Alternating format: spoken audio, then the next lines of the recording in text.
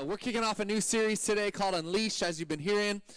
Really excited as we talk about releasing irrational generosity. But here's the reality. It's not just about our money.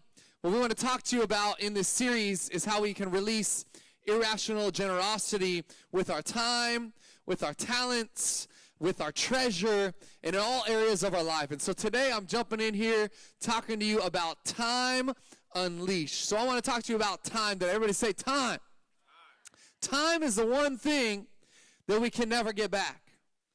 Time is our most valuable resource, and yet it's always going. It's always moving. My parents, just this last couple months ago, they turned 60. And my mom told me, Kayla, for the first time in my life, I feel old. And I was like, I'm sorry, Mom, but just keep dyeing your hair and you're good. She's hiding it, you know. She's hiding her age. She's doing a good job at it. But, time, it's going, man. It's moving. It's always moving forward. We'll never be able to get it back. And so today I want to talk to you about time unleashed. Now, the reality of this series and the title being Unleashed makes us think, right, like we want to be unhindered, unencumbered, just released to run because we're stallions, man. We're stallions. We want to get out there and run. Now, we had a dog growing up. He was a Cocker Spaniel. His name was Buster. We named him Buster because we loved Animaniacs, if any of you remember that show. And so we named him Buster, and this dog was like the dumbest dog ever created on the face of the earth. And we couldn't get him house trained. He peed in our house for years, no matter what we did. So finally he's like, you're in the backyard. That's all you do. But one thing about Buster, man, he hated the leash. So, people train their dogs well, and I was watching the Dog Whisperer, these shows, and they got these dogs where they just, like, make a noise, and the dog just, like, stands right next to them. And we tried all this stuff with Buster, but he was just a wild dog. So we go out on walks, and when he was on the leash, man, he would just be tugging, pulling at you. You know those dogs are they're so annoying. Just pulling at your arm the whole time. Now, I was the oldest, but I have 3 younger siblings. And so it was without a doubt every week that he would yank the leash out of one of my sisters or my brother's hand and be gone, and then I had the responsibility to go get him. But when you let him go, man, he was out, right? Gone, and I'd find him in all kinds of crazy places, riding my bike around the neighborhood, try to get him. And so I think a lot of us, though, we think about, like, we don't want to be on a leash. We need to be unleashed. And I think that's the title of this series. It's a good title. We need to be unleashed to live with irrational generosity, releasing that irrational generosity. But you can be unleashed and yet still have structure.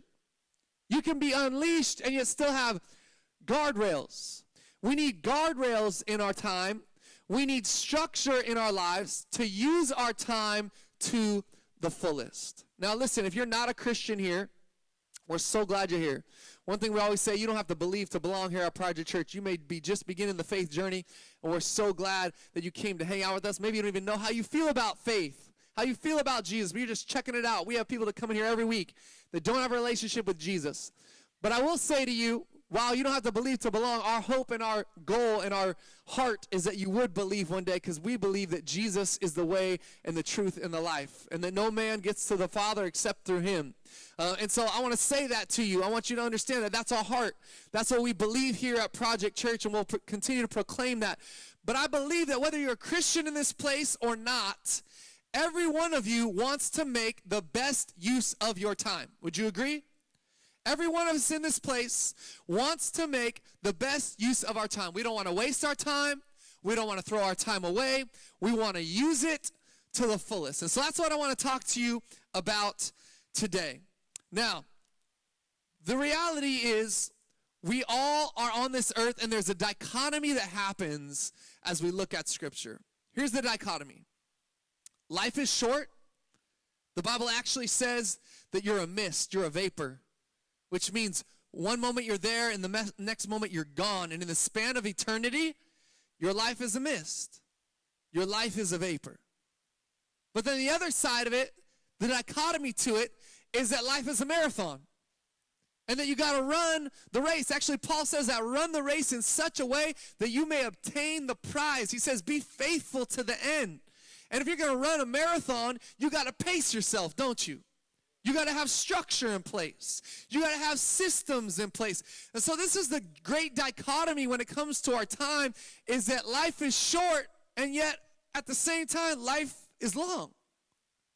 And we're here, and we have to structure ourselves in a way that we can run the race to the end. We can finish the fight. We can complete this race that we've been given to run. So here's the main idea today. The main thing I want you to leave here with is this. Time unleashed for God is time increased through God. And what I mean by that is this. So many of us are trying to manage our time and live our lives and handle our time in our own strength and our own power, our own ability, our own will. But I believe that the only person, the only being that can take the time you have and actually increase it and do greater things with it is the one who created time and stands outside of time. But it means that we got to give our time to him. We got to say, God, the time I've been given, it's not mine anyways, it's yours. You gave it to me, so I want to give it back to you. Now tell me how to live, tell me where to go, tell me what to do, tell me what to say, tell me what doors to walk through. Because when we do that, all of a sudden, that time that seems so small can have an even greater impact. And God can make it even larger than it actually is. So let's read. I'm going to read from Exodus chapter 18 today. I'm going to read verse 17 through 22. I know we had 21, but maybe we could add verse 22 as well. Let me set this up. The people of Israel have come out of captivity in Egypt. Moses is their leader, right? The 10 plagues happen. They get out. 2 million Israelites. And they leave. Now they're in the wandering time. They're in the promise. They're in the wilderness getting ready to go into the promised land. 2 million of them. And they're bringing every one of their problems, disputes, conflicts to one man, Moses. He's the judge. He's the jury. So they bring everything to him. And then he, it says, would sit there from dawn to dusk every single day, weighing in on every one of their conflicts, every one of their issues, every one of their problems they had between each other. And he'd say, here's what you're going to do. Here's what you need to do. Here's the next step. And it was killing him. And so his father-in-law sees this, and I believe this is one of the greatest, leadership lessons we have in Scripture right here. So let's read Genesis chapter 18, starting in verse number 17. Moses' father-in-law said to him, let me go back. Verse 15. Verse 13. I'm just going to keep going back. The next day Moses sat to judge the people, and the people stood around Moses from morning till evening. When Moses' father-in-law saw all that he was doing for the people, he said, "What is this that you are doing for the people? Why do you sit alone? And all the people stand around you from morning till evening."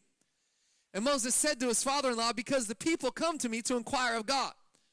When they have a dispute, they come to me, and I decide between one person and another, and I make them known the statutes of God and his laws."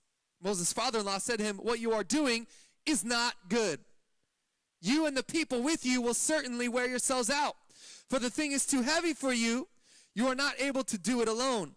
Now obey my voice. I will give you advice, and God be with you. You shall represent the people before God and bring their cases to God, and you shall warn them about the statutes and the laws and make them know the way in which they must walk and what they must do. Moreover, look for able men." Wow, these kids are having fun. "From all the people, men who fear God, who are trustworthy and hate a bribe. And place such men over the people as chiefs of thousands, of hundreds of fifties, and of tens. And let them judge the people at all times. Every great matter they shall bring to you, but any small matter they shall decide themselves. So it will be easier for you, and they will bear the burden with you."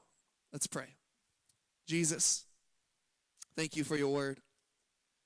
Thank you for what you're going to speak to us today. I pray that you would give me the clarity and the strength to share what it is you want me to share with your church today. We love you, Jesus. It's in your name we pray. Amen. So I want to talk to you about unleashing your time, about releasing irrational generosity with the time that you've been given. Number one, unleash your time by fixing your focus. Everybody say, fix your focus. Why? Because there's limited time and incredible opportunity. Moses' father-in-law, he says to Moses, he says, what is this that you are doing for the people? What you are doing is not good. And I believe this is a great leadership lesson for all of us, that we would empower others around us. This is just a little side note. Empower people around us. You know, I was listening to a podcast the other day, and they were talking about leadership, and they said, you need to have as many people in your organization that you've enabled to say yes as possible. So this is just a little organizational leadership lesson. You need to empower people around you to say yes. Empower people around you in your organization to say yes. The problem is when the buck always stops with one person, they're the only one that can say yes. It's a bottleneck of leadership. And when leadership bottlenecks, everything slows down. The organization slows down, the systems slow down, and the progress slows down. And if we want to move forward and be free-flowing, we need to empower more people to say yes. This wasn't a part of my sermon. Just thought I'd throw it in there for you. Little leadership tip. What I want to say to you is this. We need to fix our focus. You have incredible opportunity today in this culture. You have incredible opportunity today in this world. You have incredible opportunity right now in your life. But you must remember that you have limited time, don't you? You have a limited amount of time. You heard the saying or the title, The Master of None. Have you heard that? It's a show on Netflix too, but I'm not talking about a season, sorry. I'm talking about this reality of the master of none. My wife actually has said to me on multiple occasions that she considers herself the master of none. And I don't believe that about her. I think she's very gifted, but I say that too because my wife can do a lot of things. She's very talented. She was an amazing athlete in high school, basketball player, incredible athlete. She can play the guitar. She can play the piano, like read sheet music, sight read. She is a graphic designer. She's a web designer. She's an artist. She can do so many things. In fact, all the graphics you saw today, that's her. I know. Give her some. Come on. That's my girl. I picked wisely. But she says, Caleb, I feel like I'm good at a lot of things, but I'm not great at anything. And she said that to me before. Now, I don't believe that about her. I believe she's great at several things. But I wanted to say that to you because I think a lot of us get caught into this and pulled into this. And what's happened, we all know those people who like every day they change their mind about what they want to do with their life. And I know college students, you've changed your major like 6 times. So I get it. You all did it. I did it. Actually, I didn't do it, but you did it. I knew I was going to do this my whole life. But I get it that we change our minds, but something happens, and as we get older, people are still caught in this. They're caught in this cycle of always wanting to do this and try this and do this thing and try this thing. And one day they're like, you know what? I've decided I've been an accountant my whole life, but I'm going to be an author. Which, hey, that's awesome. If God's leading you to do that, opens the door, great. The next day, though, they're like, I'm going to be a motivational speaker. You're like, you can't speak at all in public. What do you mean you're going to be a motivational speaker? Here's what I want to say to you. You need to fix your focus. I need to fix my focus. And what I mean by that is you have been given specific gifts. Not only that, you've been given specific opportunities. There are things that have been placed in your hands right now, doors that have opened at this very moment, and you need to focus on that. Be faithful with what has been given to you right now, right here, and become the best at it. Become great at what you've been given. But many of us are running around trying this and that. Why? Because culture, one moment says this is what success is, and the next moment it says that's what success is. We look at this, and the problem is we also are getting caught into the lie and the comparison trap, where we see somebody that we know or somebody that we admire, and they're doing something, so we're like, well, if they're doing it, I want to do that too. But that's not what we're called to. It's not what we're gifted in. It's not what God has put in us. And we just say, no, I'm gonna fix my focus. What talents has God given you? Walk those out. Become the greatest at that. Focus on that. Stop running around in a million different directions, because otherwise you will end up being a master of none. And you'll go, what have I done with my time? I've wasted it. We got to fix our focus. Ephesians 5:15-16 says this. Look carefully then how you walk, not as unwise, but as wise, making the best use of the time, because the days are evil. We got to make the best use of our time. Thinking about and considering how we walk, how we live, fixing our focus. Here's the reality. You have a flesh, and this is how the Bible puts it. You have a flesh side of you, and you have a spirit side of you. Whatever you feed will be stronger. If you feed the flesh side of you, your flesh will be stronger. If you feed the spirit side of you, your spirit will be stronger. We got to start feeding the spirit side instead of the flesh side. We got to feed our spirit man, not our fleshly man. Because a lot of us are being led in this world, in this culture, by our flesh, because we feed our flesh every single day. And God wants us to be led by our spirit, by his spirit. But that starts by feeding your spirit. You know, I took a big risk 9 years ago. My wife, we knew each other in college, but we never dated, and went our separate ways. I moved to the East Coast, and I'm living on the East Coast in Massachusetts, and she's still in Missouri. And, you know, we were friends online, so we knew each other on, like, this was back in the MySpace days. So we were friends. In fact, I think we were both on Zanga first. I'm dating myself now. Who remembers Zanga? Zanga with a Z, y'all. That's where it was at. Only like 2 people. Are you serious? How old am I? Oh, my gosh. Okay. So there was Zanga. That was like one of the first like social media platforms. And then there was MySpace. And then, you know, Facebook came in. And so we were connected on there. But we got reconnected. And one day I just decided I was going to send her an email. I sent her an email. I said, Chrissy, I want to ask you something. On a scale of 1 to 5, how single are you? I said, because I would like your phone number, because I would like to get to know you more. I believe we'll have beautiful children. No, I didn't say that. That would be weird, okay? But I was like, I would really like to get to know you more. You seem really awesome. You know, we knew each other a little bit in college. And would it be all right if I called you sometime? So I just put it out there, man. I took a risk, stepped out. She sent me an email back. Actually, I'm a 5. Very single. Here's my phone number. Call me. You're gorgeous. I said, okay. Okay, she didn't say I was gorgeous. She was thinking it, though. But I tell you that story because, let's be real, y'all. Let's be real. There are incredible opportunities out there, but there's limited time. And I knew that my wife was an opportunity, but the time was short. If I didn't jump, because I knew I was on Facebook, y'all. She had just broke up with her boyfriend. I emailed her knowing she was single, okay? I ain't no fool. She had just broken up with this scrub. He was such a scrub. Oh, my goodness.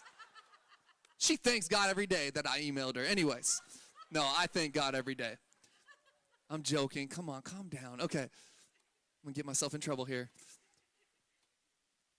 But listen, opportunities are incredible, but the time is short.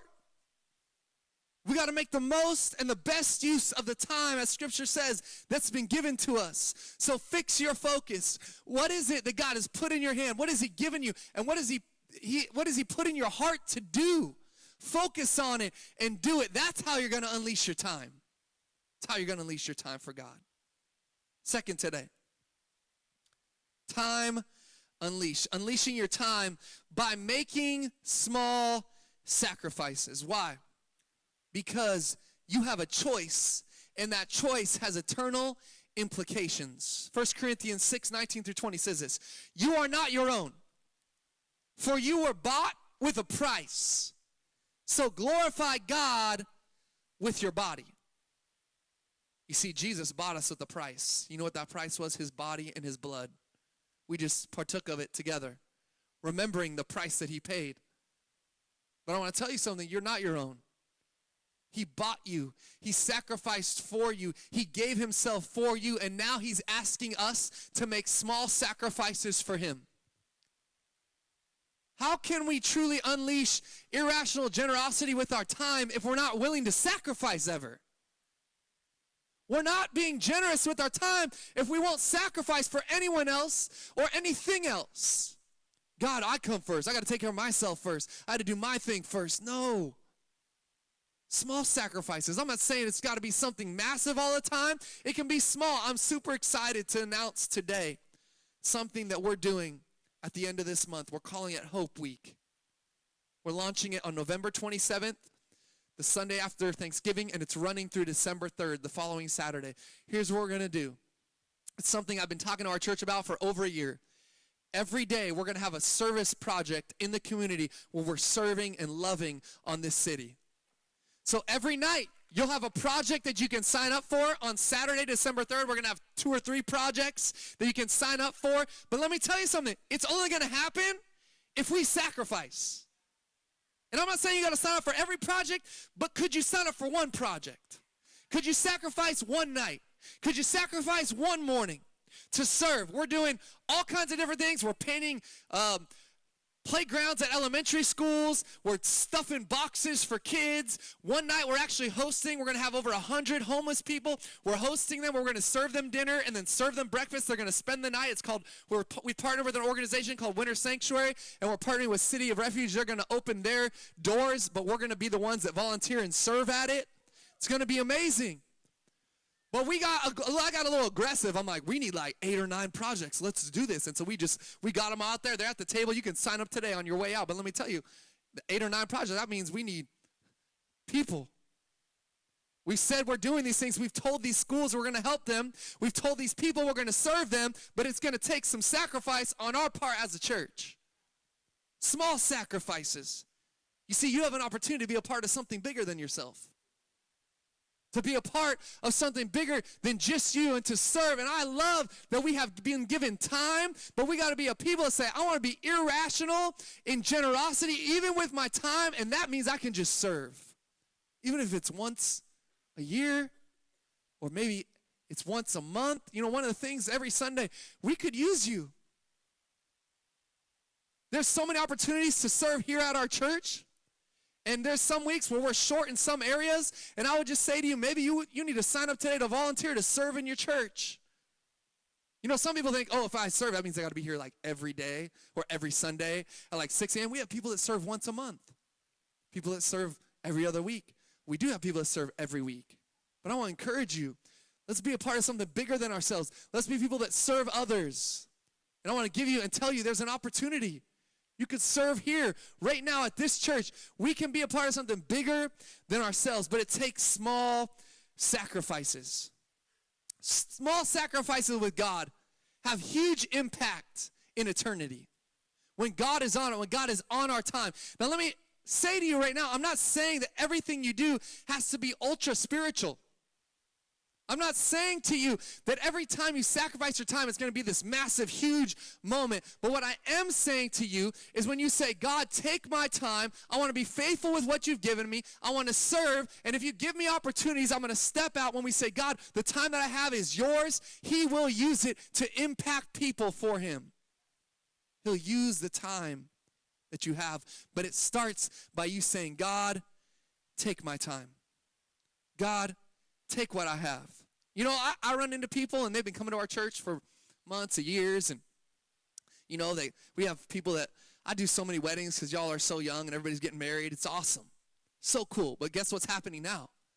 People are having babies. They're procreating, which is great. Church is growing the old-fashioned way, y'all.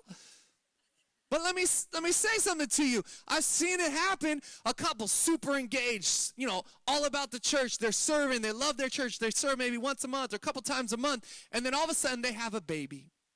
Little Johnny comes. And you don't see them for 2 years. Why? Because little Johnny has a nap every Sunday morning at 10:30 a.m. And we don't want to disrupt his nap. Let me tell you something. Little Johnny will make it one day if he has a nap at noon instead of 10:30 a.m. Am I right or am I right? You know what? I've had 3 kids. We've had 2 kids since we planted this church. And my wife, and I'm not saying like y'all got to be crazy like her, but my wife, like she had a baby, like 3 days later, she's at church. Why? Because she loves the church. She wants to serve in the church. Her heart is the church. And I want to encourage you that when that's your heart, your time will show it. Your time will reflect. I'm going to get myself in trouble right now, but I don't even care. Here we go. Not only that, but when little Johnny gets older, all of a sudden, oh, little Johnny's got sports on Sundays. So you haven't been to church in years. Because every Sunday, little Johnny's got baseball, and then he's got basketball, and then he's got soccer. Let me tell you something. Little Johnny ain't going pro. He ain't going pro. He's not. I'm just telling you straight up. He's not. So you need to show little Johnny that God comes before recreation. No, I'm not saying that you can't ever go to a game on a Sunday. I mean, come on. My kids right now, they're just growing up. I love sports. I played college basketball, okay? I have a heart for sports. I'm already putting my kids in sports. There may come a Sunday where they have a game. I'm like, yeah, you need to go play. I'll be there. But if you go years, months without coming to church because of little Johnny's game, what does that say to them? It says, recreation comes before God. It says that's more important than God. And I want to tell you something right now. As for my house, and I mean the church house and my house, my home, God will be number one. Jesus will be our priority. Sports will be secondary. Because in the span of eternity, that basketball game that he may have missed once every couple months, it's not going to matter. But a child that understands that God is the priority, a child that realizes that God is number one, a child that sees that we are a family that will serve God, that could last for eternity. Because how you raise your children right now is how they're going to raise their children. And then it's how they're going to raise their children. You don't know the long-lasting impact and effects your choices right now are making with your time. Okay, I got myself in trouble. Not in my notes. Let's keep going. Third and finally, we're going to go.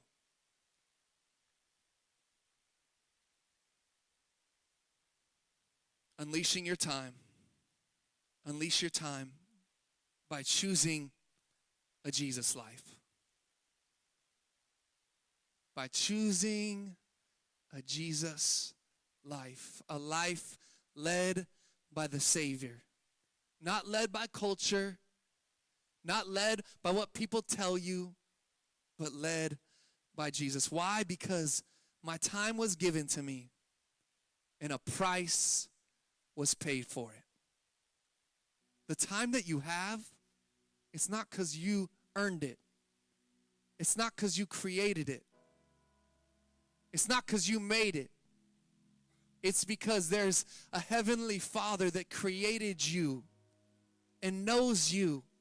He knows how many hairs are on your head. He knows every struggle and every victory of your life. And he gave you that time.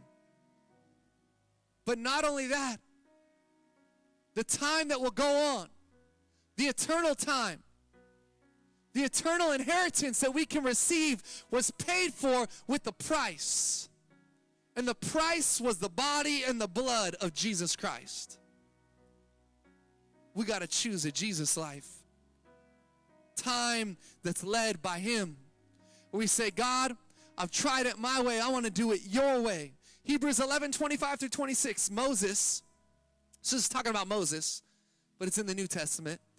It says, Moses, choosing rather to be mistreated with the people of God than to enjoy the fleeting pleasures of sin. He considered the reproach of Christ greater wealth than the treasures of Egypt, for he was looking to the reward. You see, Moses made a choice. It says he chose to suffer and struggle with the people of God over the fleeting pleasures of sin and of Egypt that he would receive by being a prince. A prince in the house. A prince in the palace. You guys seen that movie, Prince of Egypt? He was a prince. He had everything. He had every pleasure you could imagine. But he chose God. He chose God's people. And we have a choice every day. Are we going to choose to live our time for God and with God, or are we going to choose to live our time for ourselves? And this is what I would say to you right now. I think one of the greatest disservices we've done in the church, we've done to our church people, is we've told them that what you do Monday through Saturday is less holy than what I do up here every single Sunday. That this is elevated, this is holier. And we build up missionaries that go across the world, and that's awesome, and we need people to do that. And we build up preachers and pastors that stand up here and proclaim the gospel. But let me tell you something. I stand up here every single Sunday, and the majority of the people that I'm talking to are Christians. The majority of the people that I get to speak to are Christians. But guess what? Every single day, you go out from this place, and Monday through Saturday, you're in jobs, and you're in neighborhoods, and you're in communities where you're touching and impacting and coming in contact with thousands. I'm talking about in the span of our church, thousands of people that don't know Jesus. And so what I would say to you is what you do Monday through Saturday is more holy than what I'm doing right here, right now. Because you have an opportunity to impact people for eternity. Now, we do that here too, and every week someone gives their life to Jesus. But in the span of it, man, our church has grown now from 20 people to we have 500 to 600 people every single Sunday attend our church across both campuses in 3.5 years. That's amazing. That's amazing. But those people touch and impact thousands of people every single day, every single week, every single year. And so I would say to you, it's time to live a Jesus life, to choose a Jesus life, to say, Jesus, my time is not my time. You've given me this time. And so that doesn't mean that every day you're preaching at people. Tell me, did you know I serve Jesus? Did you know I follow him? He died for you. Come to Project Church. You don't got to do that every day. But you just live in a way that says, I love you. There's still hope in this world. Doesn't matter what happens on Tuesday. There's still hope for this country. God's still on the throne. God's still in control. And we have the love that this world is looking for. We have the answers that this world is looking for. It starts with you and me saying, God, my time, it's your time. Just lead me. Give me the words to say. Tell me what steps to take. When there's doors open, may I walk through them. When they shut, may I walk away. Even if I really wanted to go through that door, God, you know what? My time is limited. I only got this much time. There's another opportunity. God, you're going to open another door. I'll walk through the door that you open. Stop trying to kick down doors that are shut when God's opening incredible doors right next to it. And walk and say, God, my time is yours. I'm going to close with this. The very end of this passage of Exodus that I read, Moses' father-in-law says something to him. And I want you to hear it because I think it's significant for us today. He said this, so it will be easier for you, and they will bear the burden with you. Did you hear that? So it will be easier for you, and they will bear the burden with you. What was happening here?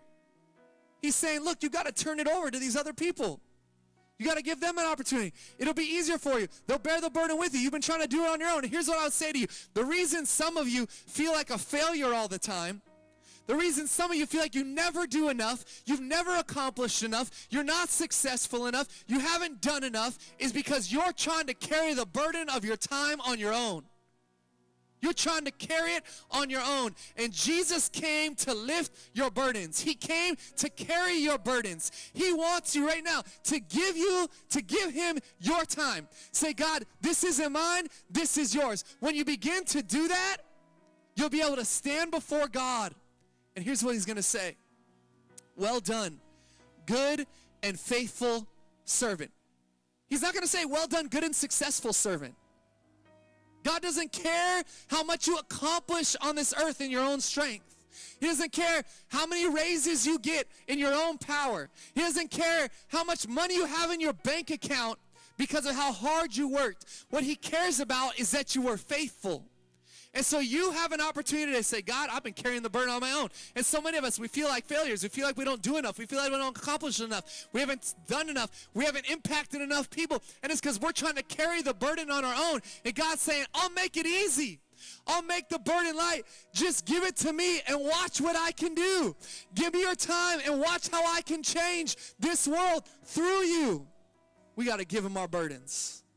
The burden of our time. When we do that, he'll begin to release irrational generosity through our time, because no longer is about us and what we can accomplish or what we can do. It's now about him and what he's calling us to do and the faithfulness he's called us in which to live.